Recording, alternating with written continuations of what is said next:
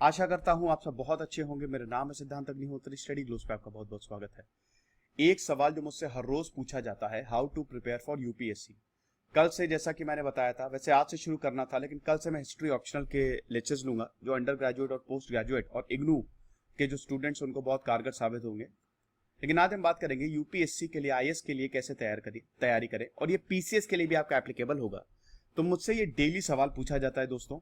मैं एक बार अब ये वीडियो बना दे रहा हूँ, आप बहुत ध्यान से सुन लीजिएगा। इसके बाद आपको कोई भी डाउट नहीं होगा। इसमें मैं सब कुछ बताऊंगा, स्ट्रैटेजी क्या है, प्रीवियस ईयर कट ऑफ कितनी थी, पेपर्स कौन कौन से होते हैं, क्या क्या किताबें पढ़े हैं, एक एक चीज मैं आपको बता दूंगा। तो चलिए आगे बढ़ते हैं। ट्विटर पे मैं आ गया हूँ, ये रही मेरी आईडी, आप मुझे वहां पे फॉलो कर सकते हैं। साथ ही साथ हमारे चैनल को तो आप जरूर सब्सक्राइब करें दोस्तों, ये गुरु दक्षिणा है, 1 सेकंड लगेगा। आप लोग ज्यादातर जो देखते हैं वो सब्सक्राइब नहीं करते हैं यार, ऐसा मत किया करो। फिर बेल आइकन दबाएं ताकि आपको नोटिफिकेशन मिलती रहे। और हमारे टेलीग्राम चैनल पे आप जरूर ज्वाइन करें, मतलब इस लेक्चर की पीडीएफ, हर लेक्चर की पीडीएफ जैसे ही वो अपलोड होता है 1 सेकंड बाद वो टेलीग्राम चैनल पे भी मिल जाती है, तो यहां से आप पीडीएफ भी ले सकते हैं। तो सबसे पहले शुरू करते हैं हम यूपीएससी एग्जाम। पहले हम पैटर्न देख लेते हैं, ठीक है। देश का सबसे बड़ा एग्जाम है, इंडिया का सबसे, क्या कहते हैं कि सबसे इंपॉर्टेंट पोस्ट है। देखिए, ज्यादातर लोग इसको सोचते हैं कि पावर आ जाएगी, क्योंकि यूपीएससी में पैसा तो बहुत है नहीं। हाँ, अगर आप रिश्वत ले रहे हैं तो अलग बात है, लेकिन अगर आप रिश्वत लेने के लिए यूपीएससी में जा रहे हैं, बेईमानी करने के लिए यूपीएससी में जा रहे हैं, तो दोस्तों आज ही से अपनी पढ़ाई बंद कर दें, ठीक है। अगर आपके मोटिव सही नहीं है, अगर आप समाज सेवा के लिए जा रहे हैं, अगर आप देश को सुधारने के लिए जा रहे हैं, तो इससे अच्छी जॉब कोई नहीं है। इस जॉब में आप आके आप डायरेक्टली कुछ कर सकते हैं अपने देश के लिए, आप समझ रहे हैं, लोगों के लिए कर सकते हैं। क्योंकि राजा होता है कलेक्टर, राजा होता है, याद रखिएगा, ठीक है ना। वो जिले का राजा होता है। और फिर जब आप सेक्रेटरी बनेंगे दोस्तों, तो जो कैबिनेट सेक्रेटरी होता है, कुछ मामलों में उसको पीएम से ज्यादा ताकत होती है।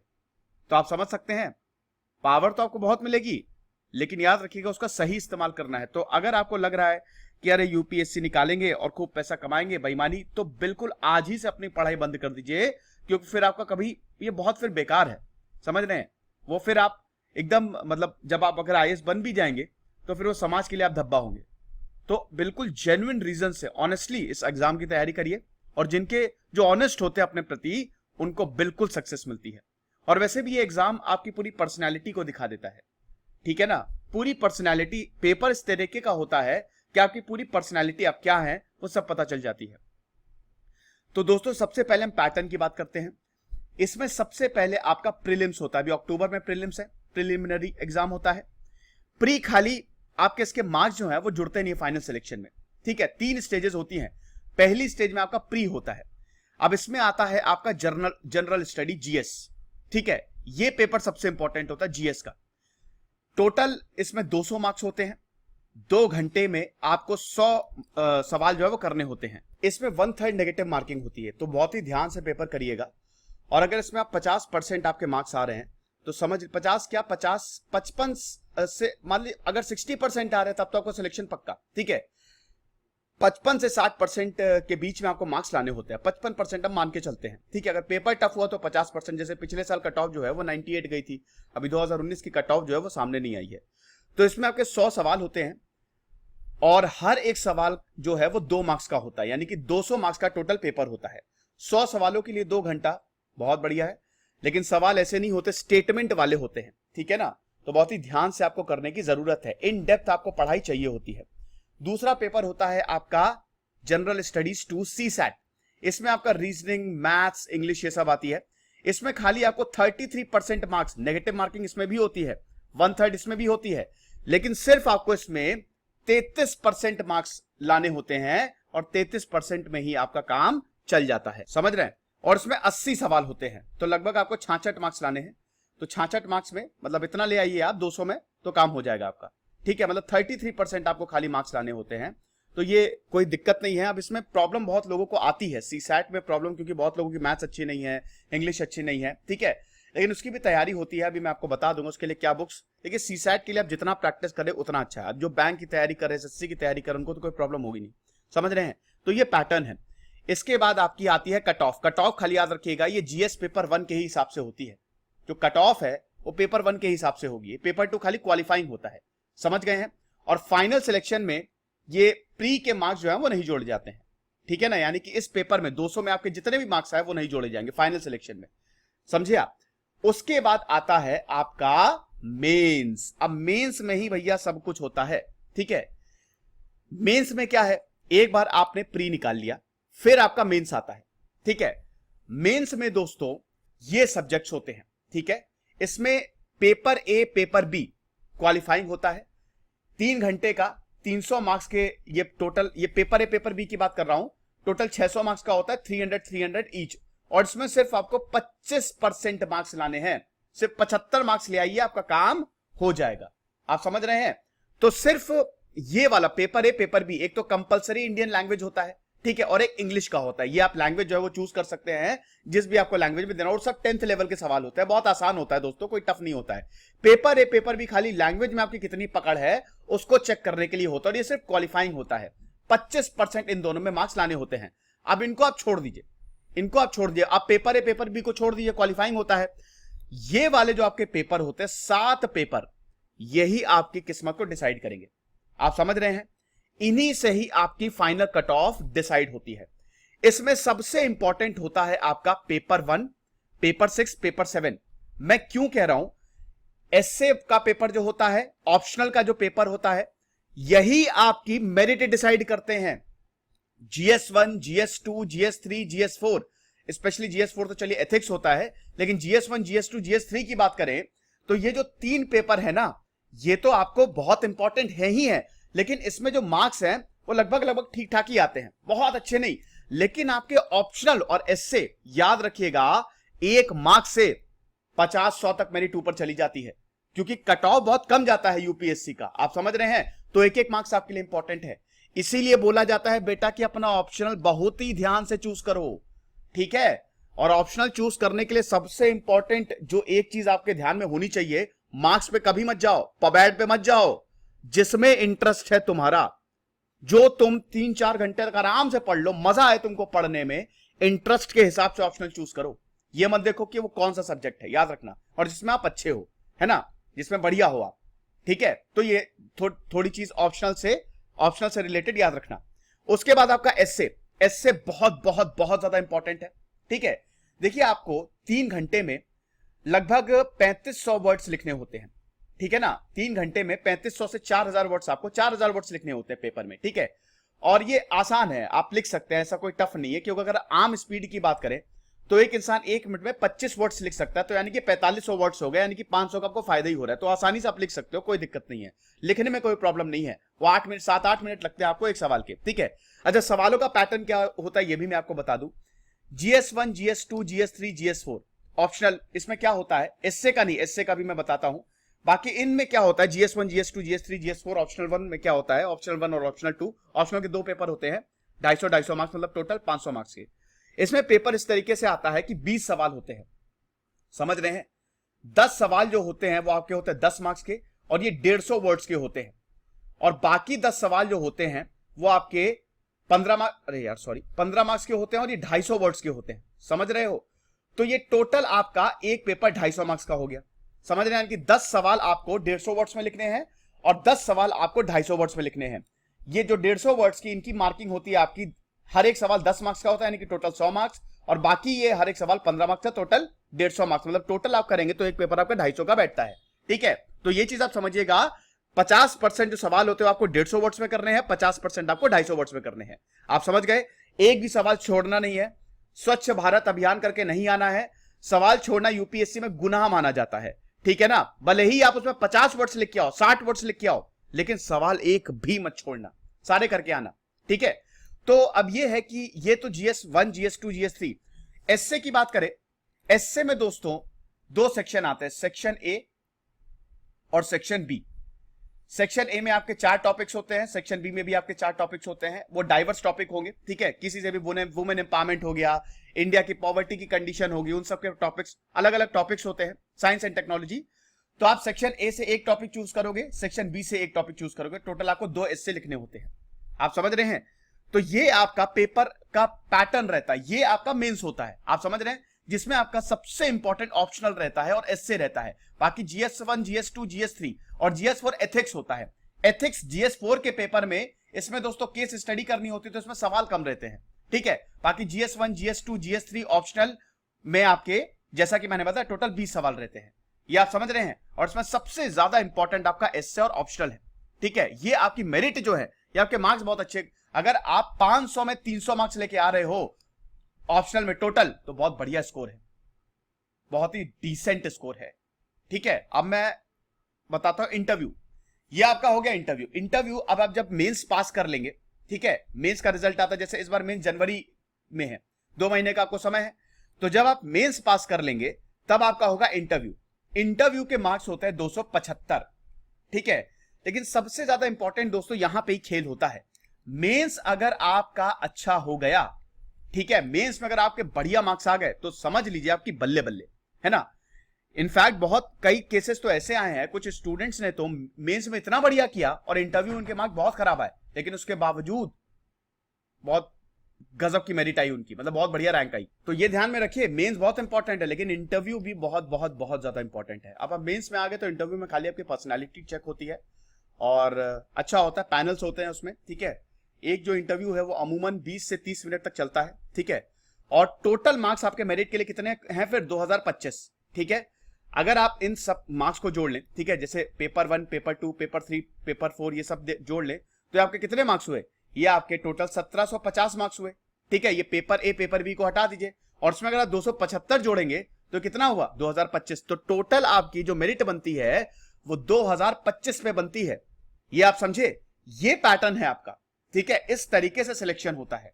अब हम बताते हैं दोस्तों सब्जेक्ट्स।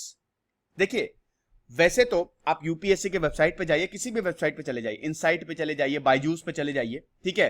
वहां पे आपको बकायदा पूरा एक एक पेपर का GS1, GS2, GS3, GS4 बहुत अच्छे से आपको डिवीजन मिल जाएगा। लेकिन जो मोटा मोटा डिवीजन वो इस तरीके से रहता है। अब GS1 की बात करें तो इसमें आपका हिस्ट्री और ज्योग्राफी आएगा और हेरिटेज एंड कल्चर आएगा। तो याद रखिएगा आपके पेपर की शुरुआत GS1 जहां से मेन पेपर आपका शुरू होता है, पहले एस्से होगा फिर GS1 होगा, कल्चर आपका आएगा, हिस्ट्री और ज्योग्राफी, ठीक है, ये पूछा जाएगा। आप समझ रहे हैं, हिस्ट्री और आर्ट एंड कल्चर वैसे एक ही में आ जाएगा, ठीक है। तो GS1 आपका पूरा हिस्ट्री और ज्योग्राफी से डील करेगा। अभी मैं आपको बुक लिस्ट भी बताऊंगा। GS2 की बात करें तो इसमें आपका पॉलिटी और इंटरनेशनल रिलेशन, GS2 थोड़ा सा टफ होता है। इंटरनेशनल रिलेशंस की दोस्तों कोई पक्की किताब नहीं है, ये आपको करंट अफेयर पे, और भी किताबें हैं ऐसा नहीं है, लेकिन आपको करंट अफेयर पे थोड़ा सा निर्भर रहना पड़ेगा, ठीक है। पॉलिटी के लिए तो M लक्ष्मीकांत, उसका मैंने रिव्यू भी दे दिया है। तो आपका दोस्तों पॉलिटी और इंटरनेशनल रिलेशंस, ये दो सबसे इंपॉर्टेंट है जो GS2 में पूछे जाते हैं। अब याद रखिएगा जब आप सिलेबस देखेंगे तो हर एक सब्जेक्ट को बकायदा बहुत डिवाइड किया है, 20 से 25 टॉपिक्स हैं जो आपको देखने पड़ेंगे, ये मोटा मोटा मैं आपको बता रहा हूं, ठीक है। GS3 की बात करें तो साइंस एंड टेक और एनवायरमेंट आता है और डिजास्टर मैनेजमेंट आता है, समझ गए। तो पहले पेपर में क्या है आपका हिस्ट्री, आर्ट एंड कल्चर, दूसरे पेपर में आपका पॉलिटी और इंटरनेशनल रिलेशन, तीसरे पेपर में आपका साइंस एंड टेक और एनवायरमेंट और डिजास्टर मैनेजमेंट, और लास्ट पेपर आता है आपका एथिक्स का, ठीक है। एथिक्स में भी, इसके में भी मार्क्स बहुत बढ़िया आते हैं, अगर आप बढ़िया कर ले गए बहुत जबरदस्त मार्क्स आएंगे। तो लास्ट पेपर आपका आता है एथिक्स। एथिक्स में दोस्तों केस स्टडी भी रहती है, 50% से आधे से ज्यादा पेपर्स में केस स्टडी रहती है, तो इसमें सवाल कम रहते हैं। बाकी GS1, GS2, GS3 और ऑप्शनल में आपके सवाल रहेंगे अच्छे खासे, 20 सवाल रहेंगे, लेकिन इसमें सवाल कम रहते हैं, समझ गए। अब हम बात करते हैं दोस्तों कट ऑफ की। देखिए प्रीलिम्स के लिए कट ऑफ आप देख सकते हैं, 2016 की बात करें तो जनरल की कट ऑफ 200 में 116 गई, पेपर आसान था। 2017 में 105 गई, पेपर आसान। 2018 का पेपर बहुत टफ था, ठीक है, और पिछला वाला पेपर और ज्यादा टफ था, ठीक है। 2019 का पेपर अब तक का सबसे टफेस्ट पेपर माना गया है। तो 2018 में कट ऑफ जो है वो 98 गई। अब देखिए अब कंपटीशन तो बढ़ रहा है। मैं आपको बता दूं कि हर साल 8 से 9 लाख बच्चे, अभी अगर पिछले 3 साल की बात करें, 8 से 9 लाख बच्चे यूपीएससी का फॉर्म भरते हैं, लेकिन उसमें जो सीरियस होते हैं ना वो 1 से 2 लाख ही होते हैं। बहुत लोग तो खाली ऐसे ही भर देते हैं, दिखाने के लिए भर देते हैं, बहुत लोग प्रेशर में भर देते हैं। कहीं कहीं तो दोस्तों यूपीएससी का फॉर्म भरना स्टेटस सिंबल होता है ना। कुछ गांव में तो शादी हो जाती है इस बल पे कि यार हमने तो यूपीएससी का फॉर्म भरा है, भले निकाला हो चाहे ना हो, ठीक है। तो कहीं कहीं तो स्टेटस सिंबल हो जाता है। 1 लाख से भी इनफैक्ट कम जो एस्पायरेंट्स होते हैं वो सीरियस होते हैं, क्योंकि दोस्तों इसमें बहुत पढ़ना होता है। और दोस्तों हमारा कल्चर ऐसा है कि 99% थोड़ा पढ़ाई से दूर भागते हैं, आपको काफी डेडिकेट होना पड़ता है, ठीक है। आप कट ऑफ देखिए कितना कम है, अब 200 में 98 मार्क्स लाना 50% से भी कम है ये जनरल के लिए, ये कोई मुश्किल बात तो है नहीं, है ना, आप आसानी से ला सकते हैं। इसमें अगर आपके 49 क्वेश्चन सही हो गए, मतलब 49 50% से भी कम है, तो आपका हो गया काम। आप समझ रहे हैं। लेकिन वही है ना कि इसमें आपका डेडिकेशन थोड़ा चाहिए होता है। फिर आप देख सकते हैं दोस्तों, ये देख लीजिएगा 2016 में 116 110, फिर एससी की 84 और एसटी की इधर 83, 2018 में 98, ओबीसी की 96, एससी की 99 और एसटी की 96। ठीक है, तो ये कट ऑफ गई थी। ये दोस्तों वैकेंसी के हिसाब से जाती हैं, तो इसमें कोई भी दिक्कत मतलब परेशान होने की जरूरत नहीं है। अब उसके बाद हम फाइनल कट ऑफ की बात करते हैं, मेंस और इंटरव्यू मिला के। याद रखिएगा मैंने इसमें मेंस की कट ऑफ नहीं रखी है, मैंने फाइनल रखी है। फाइनल कट ऑफ की बात करते हैं। फाइनल कट ऑफ आप देख सकते हैं 2025 में, 2018 में देखिए सिर्फ 982 मार्क्स आपको लेके आने थे, 982, और ये इंटरव्यू मिला के है। मेंस की तो और कम गई होगी, मेंस की दोस्तों मुझे एग्जैक्टली तो याद नहीं, 750 800 गई होगी। तो ये आपका इंटरव्यू मिला के है। 2025 में अगर आप 982 ले आए पिछले बार, तो आप आईएएस हो जाएंगे। आप समझ रहे हैं, मतलब आईएएस नहीं, आपको मतलब यूपीएससी आपका क्लियर हो जाएगा। आईएएस के लिए थोड़ा 1000 से ऊपर मार्क्स आपको लाने पड़ेंगे, है ना, 1000 से क्या 1100 तक। देखिए दोस्तों एक्चुअली अलग अलग, ये आपको पता है ना कि अगर 1000 वैकेंसी होती हैं तो उसमें 100 को ही, टॉप 100 को ही आईएएस मिलता है। उसके बाद आपका आईआरएस आता है, फिर आपका आईपीएस आता है, फिर आपकी दूसरी सर्विसेज आ जाती है। ठीक है ना, यूपीएससी एग्जाम बहुत इसमें सर्विसेज होती है, तो सबसे पहली जो पोस्ट होती है वो आईएएस, वो टॉप 100 को ही मिलता है। उसके लिए आपको 1100 मार्क्स तक लाने होते हैं, लेकिन ये भी कोई बहुत ज्यादा नहीं है। अगर आपकी बढ़िया मेहनत है और सब कुछ अच्छा है तो आप कर सकते हैं। इसके लिए दोस्तों बहुत लोग आंसर राइटिंग से थोड़ा कतराते हैं, डर लगता है। देखिए यार, पहली से लेकर अभी तक आप लोग आंसर राइटिंग ही करते आ रहे हैं। एग्जाम में आप आंसर ही लिखते हैं, कोई आप मल्टीपल चॉइस क्वेश्चन वहां पे नहीं होते हैं। तो आंसर राइटिंग से डरने की जरूरत नहीं है। मेरा एक लेक्चर है दी आर्ट ऑफ आंसर राइटिंग, वो आप जरूर देख लीजिएगा, उसमें आपको बहुत सारी चीजें पता चल जाएगी। तो ये आपका फाइनल, मैं 2018 पे ही जा रहा हूं, 982। 2017 में क्योंकि पेपर थोड़ा सा आसान था तो 1006 पेपर। देखिए वैकेंसी के हिसाब से और पेपर के हिसाब से कट ऑफ जो है वो डिसाइड होती है, कितने लोगों ने भरा है और कितना पेपर है, टफ पेपर है। ठीक है, उस हिसाब से कट ऑफ जो है वो डिसाइड होती है। यूपीएससी बहुत ही इंटेलिजेंट कमीशन है, देश का सबसे इंटेलिजेंट इंटेलेक्चुअल परिपक्व कमीशन है, तो बहुत अच्छे से वो डिसाइड करता है। ये आप समझे। चलो बहुत बढ़िया। अब ये ऑप्शनल सब्जेक्ट्स की बात करते हैं। अब ऑप्शनल सब्जेक्ट्स में इतने सारे हैं, ठीक है, आप देख सकते हैं ह्यूमैनिटीज के सब्जेक्ट, इसमें साइंस के सब्जेक्ट हैं, आपको जो चूज करना हो चूज कर सकते हैं। यूपीएससी ने ऐसा पैटर्न डिजाइन, ऐसा पैटर्न है उनका कि किसी भी इंसान को यहां पे वंचित ना किया जाए एग्जाम देने से। अब इतने सारे सब्जेक्ट में से एक तो होता ही है लोगों का, आप समझ रहे हैं। तो ये सब आप देख सकते हैं, कोई भी दिक्कत नहीं। हिस्ट्री है, इकोनॉमिक्स है, ज्योग्राफी है, सबसे दे सकते हैं। लिटरेचर के भी ये सब्जेक्ट्स है। लिटरेचर अगर आपका है, हमारे संविधान में जितनी लैंग्वेजेस हैं, 22 लैंग्वेजेस है ना, अगर शेड्यूल की बात करें उन सब में आप दे सकते हैं। तो लिटरेचर में भी आप देखिए, तो इतने सारे आपको, इसको मिला दीजिए और इसको मिला दीजिए, इतने सारे आपके ऑप्शनल सब्जेक्ट्स हैं। देख लीजिएगा, जो भी आपको ऑप्शनल सब्जेक्ट है बहुत ध्यान से चूज करिएगा। मैंने बताया ना, ऑप्शनल आपकी मेरिट बनाता है। ठीक है, अब उसके बाद हम किताबों की बात करते हैं, है ना। किताबों की बात करने से पहले थोड़ा सा हम और बता देते हैं, कुछ डाउट्स क्लियर कर लेते हैं। डाउट सबसे पहले तो ये आता है कि तैयारी शुरू कैसे की जाए। देखिए, अगर आप 12th में पढ़ रहे हैं तो अभी कंपटीशन इतना हो गया कि आप अभी से ही तैयारी शुरू कर दीजिए, वो आपके लिए सबसे अच्छा रहेगा। पहले ऐसा होता था कि लोग ग्रेजुएशन, पूरा पोस्ट ग्रेजुएशन कर रहे थे, तब वो तैयारी शुरू करते थे। लेकिन अब दोस्तों कंपटीशन बढ़ गया है, तो अगर आप 12th से ही पढ़ाई शुरू करेंगे तो ज्यादा अच्छा है। एक साल बहुत ज्यादा है, अगर आपने डेडिकेट होके एक साल पढ़ लिया, आप बिल्कुल यूपीएससी निकाल लेंगे। 110% मेरा दावा है। अगर आपने अच्छे से पढ़ लिया, इसमें सिर्फ आपको पढ़ना है, और पढ़ना, देखिए पूरी दुनिया की आपको नॉलेज मिल रही है, और नॉलेज से बड़ा कुछ नहीं है। आप समझ रहे हैं। तो अगर आपने डेडिकेशन से एक साल दे दिए तो समझ लीजिए आपका पेपर निकल गया। एक साल इज मोर देन इनफ। यहां तक लोग 6-7 महीने में भी निकालते हैं। ठीक है, लेकिन इसमें आपको पढ़ना पड़ेगा। अब कुछ लोग बोलते हैं 10 घंटे, 15 घंटे, 24 घंटे पढ़ाई। 24 घंटे इट इज इम्पॉसिबल, 16 घंटे भी इट इज इम्पॉसिबल।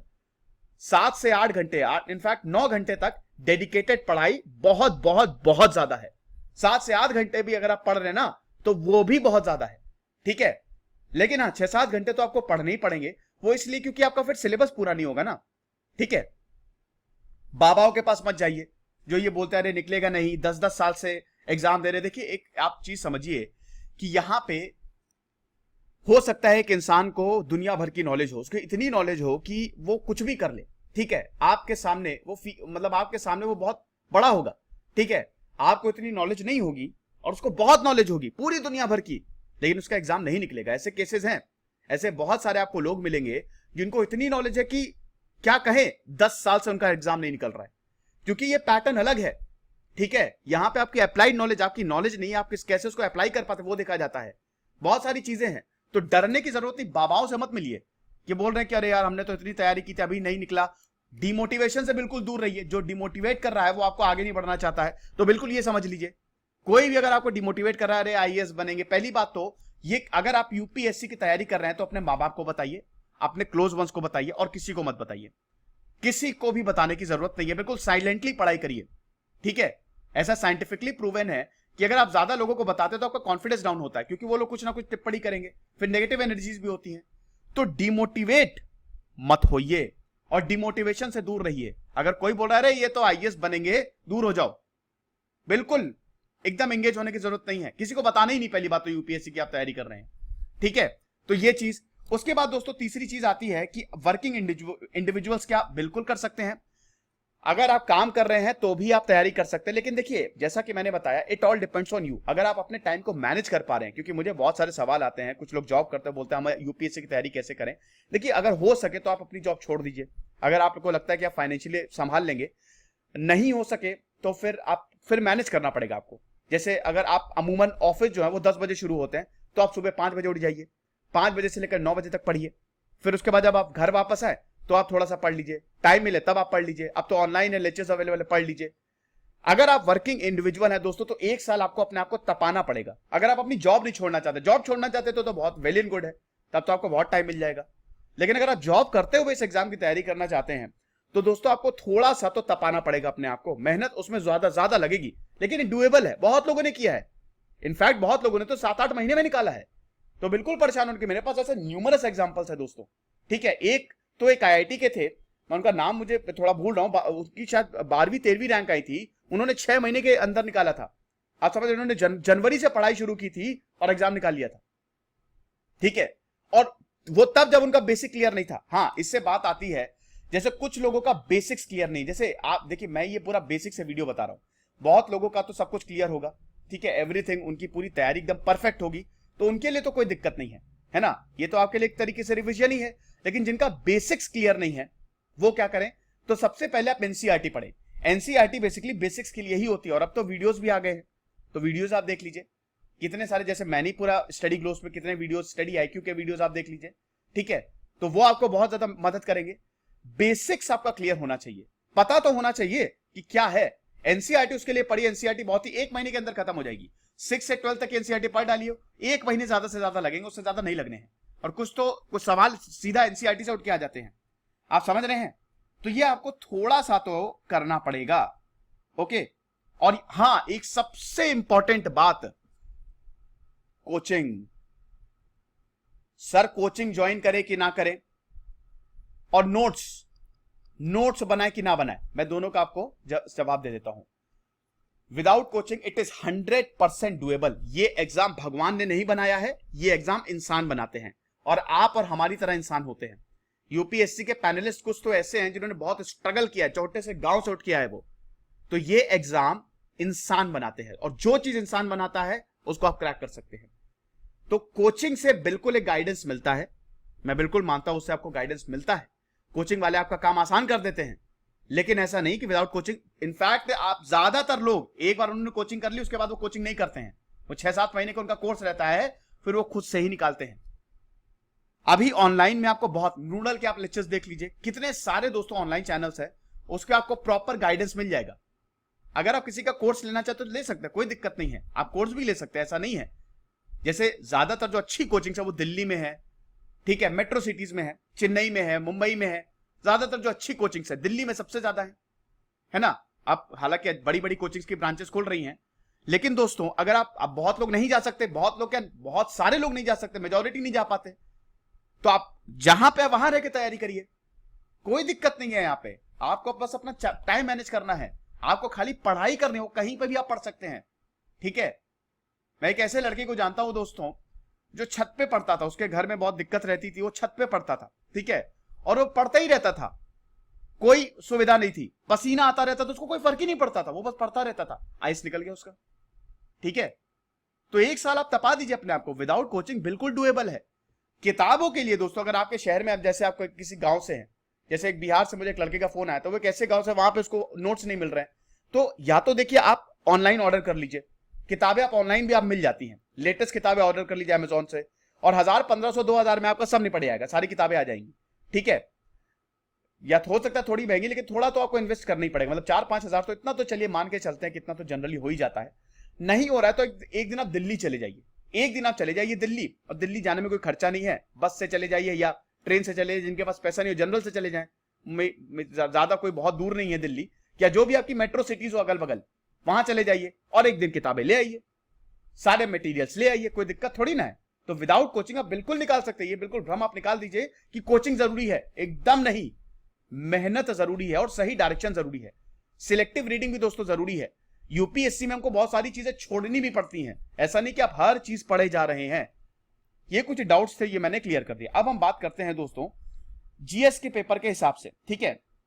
देखिए सबसे पहले तो अगर सीसैट की बात करें तो it all depends on your practice.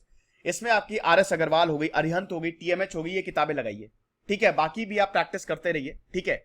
तो वो तो आपकी प्रैक्टिस पे डिपेंड करता है। लेकिन अगर हम जीएस पेपर्स की बात करें तो इसमें दोस्तों सबसे पहले आता है आपका जीएस 1। अब जीएस 1 में दोस्तों बेस्ट ये है कि आप आर एस शर्मा पढ़ लो, है ना। हिस्ट्री की बात करते हैं, जीएस में हिस्ट्री पूछी जाती है, तो हिस्ट्री में सबसे पहले तो आपको एनसीईआरटी तो आपको खत्म करनी पड़ेगी। एंशिएंट हिस्ट्री में खाली आप आर एस शर्मा पढ़ लो बस। उपेंद्र सिंह भी पढ़ सकते हो, उपेंद्र सिंह पढ़ रहे तो और कुछ मत पढ़ो, जिनका हिस्ट्री ऑप्शनल है वो उपेंद्र सिंह पढ़ ले। उपेंद्र सिंह इंसाइक्लोपीडिया एंशिएंट की, तो उससे फिर कुछ नहीं, वो तो बेस्ट है। लेकिन अगर आप नहीं पढ़ना चाहते तो थोड़ी टेक्निकल है, आप आर एस शर्मा पढ़ लो ओल्ड एनसीईआरटी की, बस इससे ज्यादा और किसी की जरूरत नहीं है, ठीक है। बाकी आप 11th-12th की एनसीईआरटी पढ़ो, 11th-12th की तो एनसीईआरटी बिल्कुल पढ़ डालो, बहुत इंपॉर्टेंट है। वर्ल्ड हिस्ट्री के लिए नॉर्मल लोवे पढ़ो, लेकिन ये थोड़ी सी टफ पड़ती है ना।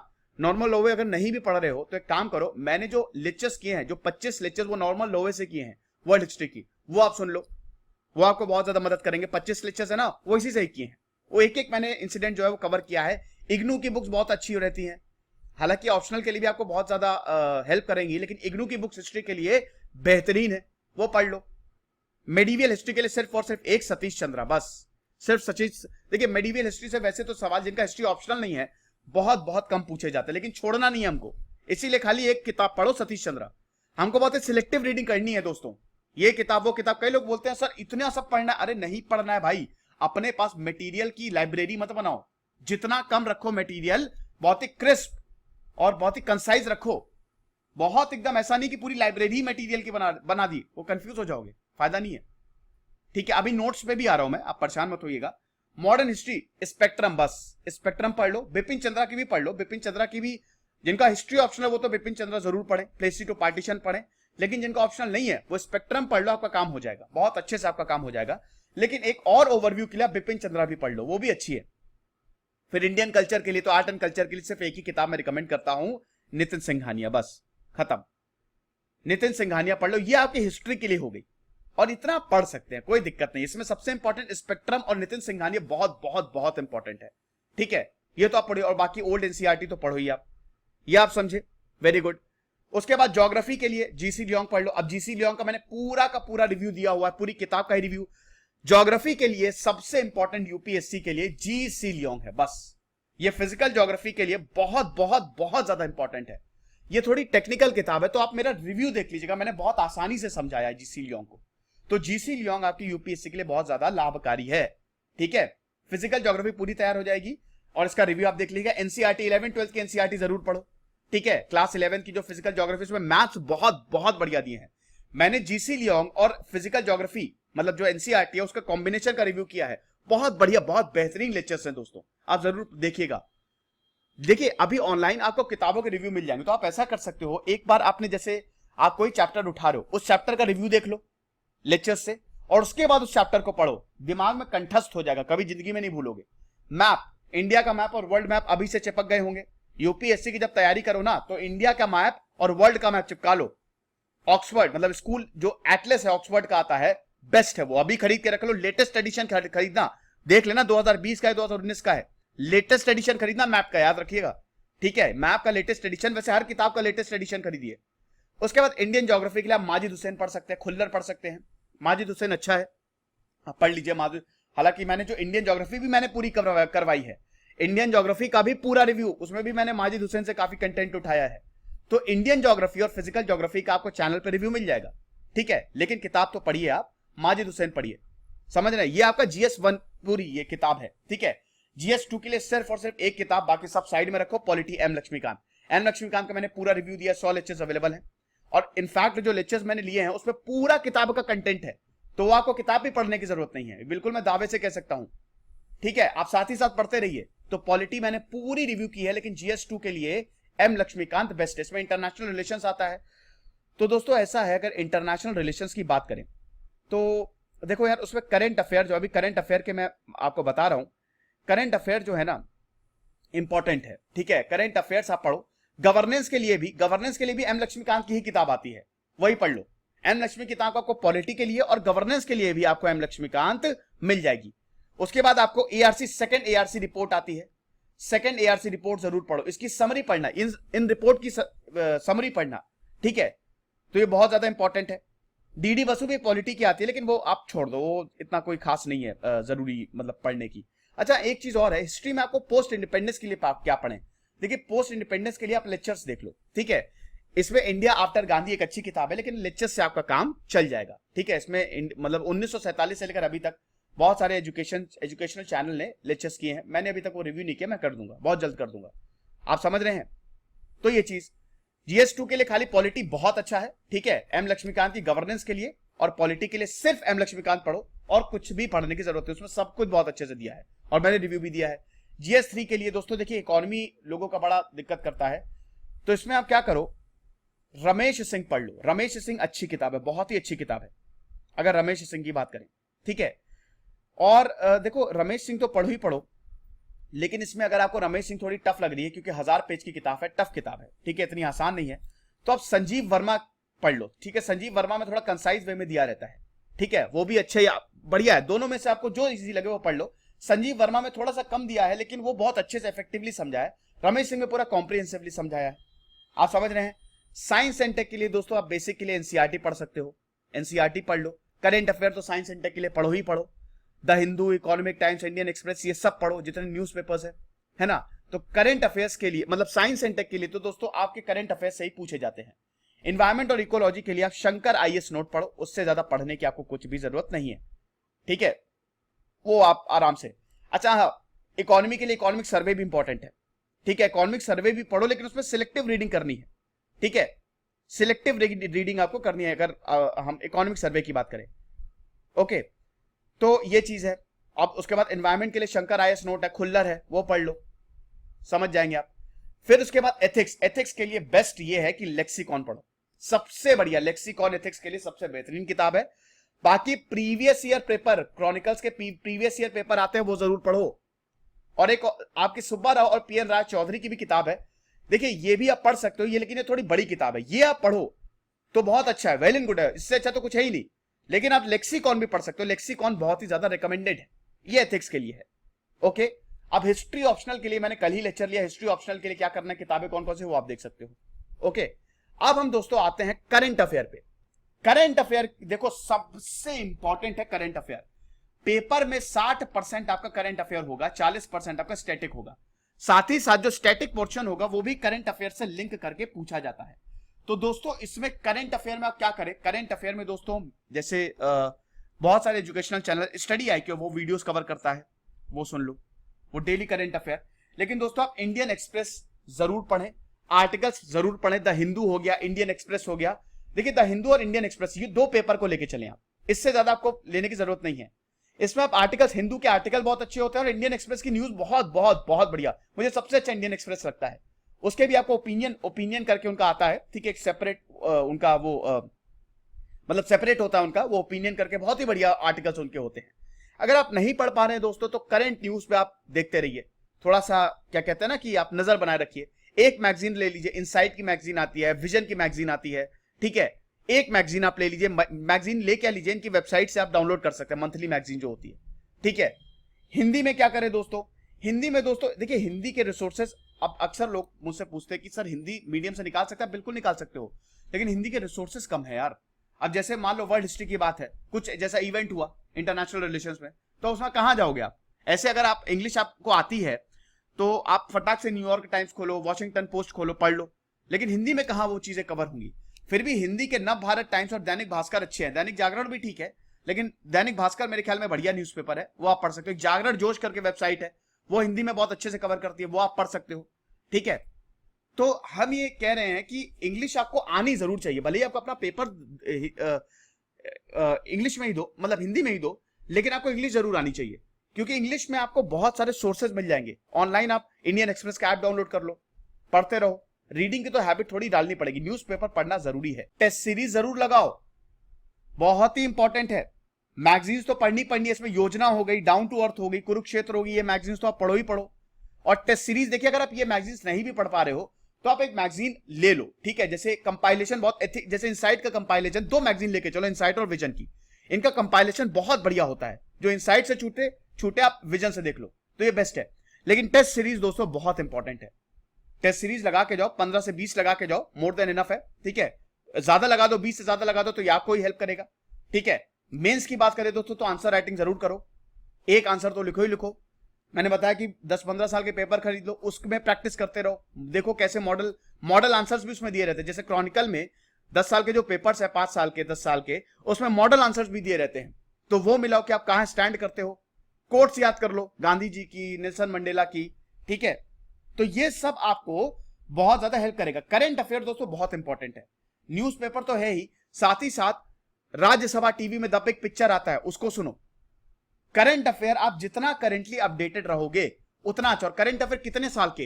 1 साल के, बस, समझ रहे हो। जैसे अभी आप जुलाई तक के करंट अफेयर पढ़ के जाओ, जुलाई तक के करंट अफेयर, 31 जुलाई तक, मोर देन इनफ। अगर अक्टूबर में एग्जाम होता है तो, वैसे हम मान के चल रहे कि अक्टूबर में ही होगा, तो जुलाई तक आप पढ़ के जाओ, ठीक है।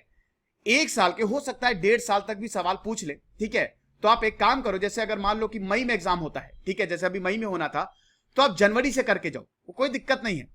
जनवरी और मार्च से थोड़ा आप हल्का भी करंट अफेयर, कुछ इंपॉर्टेंट ही पढ़ सकते हो, लेकिन उसके बाद जो आप अप्रैल से पढ़ोगे वो बहुत ही सीरियसली पढ़ना। 1 साल के करंट अफेयर बहुत, मोर देन इनफ, उससे ज्यादा आपको जाने की जरूरत नहीं है, क्योंकि करंट अफेयर दोस्तों वो इतना पुराना कभी पूछा नहीं जाता, उसका कोई रेलेवेंस नहीं रहता है, ये आप समझे। तो 1 साल के करंट अफेयर बहुत अच्छे से पढ़ के जाओ, बस, बाकी ना पढ़ो। जैसे एक मेरा स्टूडेंट का फोन आया था, वो कह रहा था कि सर मैंने 2-3 साल के करंट अफेयर कर रहा हूं। मैंने कहा यार ये बेकार है, 1 साल के ही पढ़ो, 3 साल के कोई जरूरत तो आएगा ही नहीं।